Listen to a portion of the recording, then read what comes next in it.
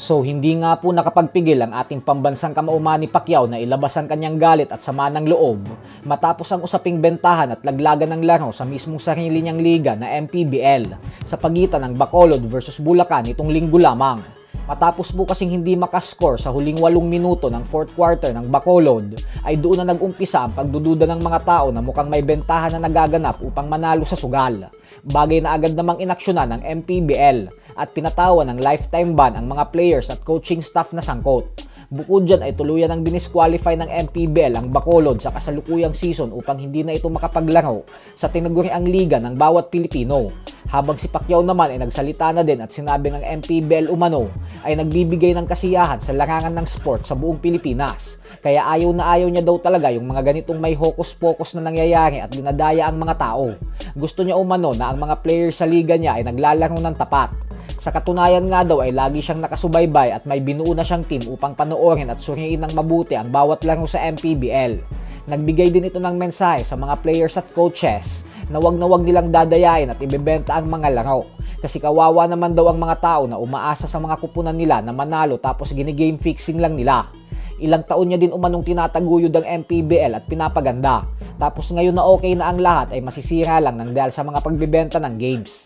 Samantala, dismayado naman nga po ang lahat ngayon sa undefeated former world champion na si Keyshawn Davis. Ito po ay dahil sa kabila ng may first bid nang nangyari at kinasa na ng Top Rank Promotions ang kanyang world title fight kontra sa current WBO welterweight world champion Devin Haney ay umatras pa din ito nang dahil sa hindi nito nagugustuhan ng hatian sa $8 million na kikitain nila ni Haney sa laban, kung saan inaasahan na 6 million ang mapupunta kay Haney at 2.5 million naman sa kanya. Kaya naman binabatikos ito ng mga fans at sinasabing iwas na iwas daw ito para lamang matanggal ang panganib na mabaklasan ang malinis nitong record.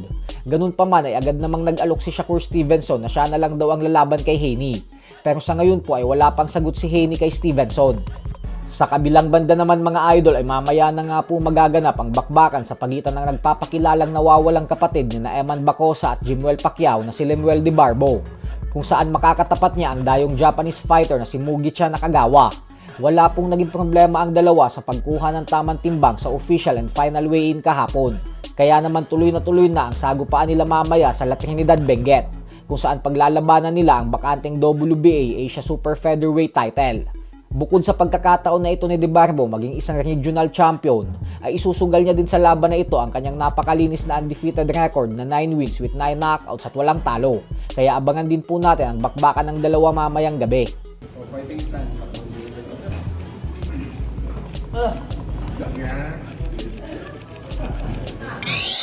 Sports Talk PH